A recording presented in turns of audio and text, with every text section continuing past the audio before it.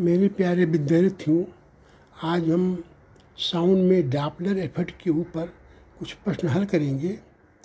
पहला प्रश्न है, ये stationary source emit sound of you nu equal to 1200 hertz a winds blows at the speed of 0.1 c.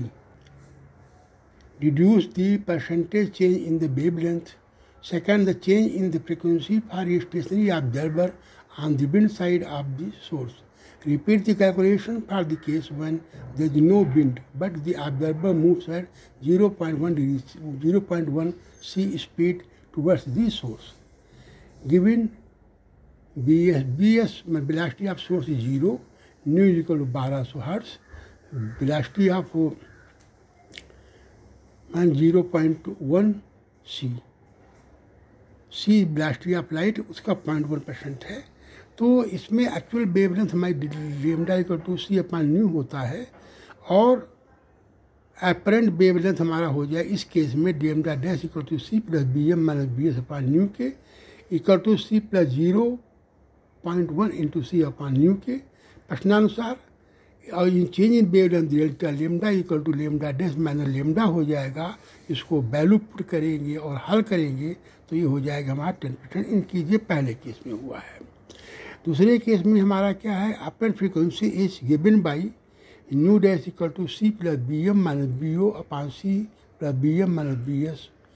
इसमें B O हमारा 0 है, बी एस इक्वल टू 0 है, nu dash equal to C plus B M upon C plus B M into nu है। इसमें भी value हम put करेंगे तो हमारा आ जाएगा nu equal to 1 to 100 hertz के है। Hence there is no change in the frequency. To repeat the calculation, it is given that Bm is 0 and Bo equal to 0.1 c.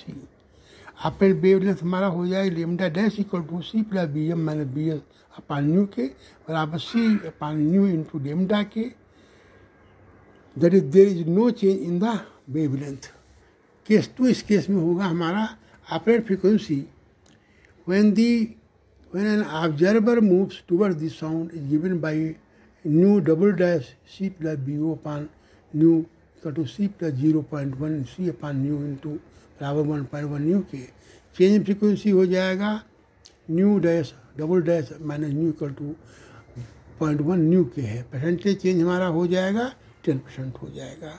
तो इस प्रकार के पहले प्रश्न में क्या है कि ये हमारा साउंड जो है सोर्स इमिट करती है तो परसेंटेज चेंज करना है जो हमको जब विंड ब्लोज करती है। दूसरे केस में होता हमारा है जब विंड ब्लो नहीं करती है बट ऑब्जर्वर मूव करता है। नंबर 2 प्रश्न है, the source of sound produce beeps of wavelength 0.80 metre in air. The same source of sound produce waves of wavelength 4.0 m in water. If the velocity of sound in air equal to 300 metre 32 metre per second, find the velocity of sound in water के। We know that velocity v is equal to nu lambda, जहाँ v nu हमारी frequency है। For air b1 equal to v nu 1 upon lambda 1।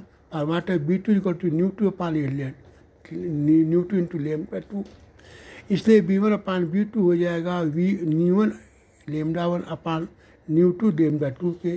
चूँकि b1 और b2 है, चूँकि source of sound is same in the both the cases. आपका जो है साउंड जहाँ से आ रहा है उसके दोनों में एक ही फ्रिक्वेंसी है।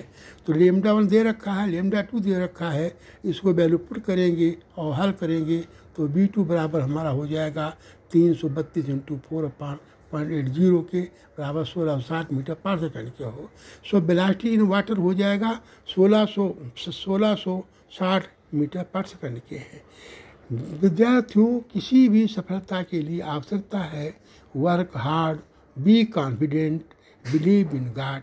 This should be your motto. और इसी मोटो से आप बढ़ेंगे तो निश्चित रूप से सफलता आपको मिलेगी। धन्यवाद विद्यार्थी।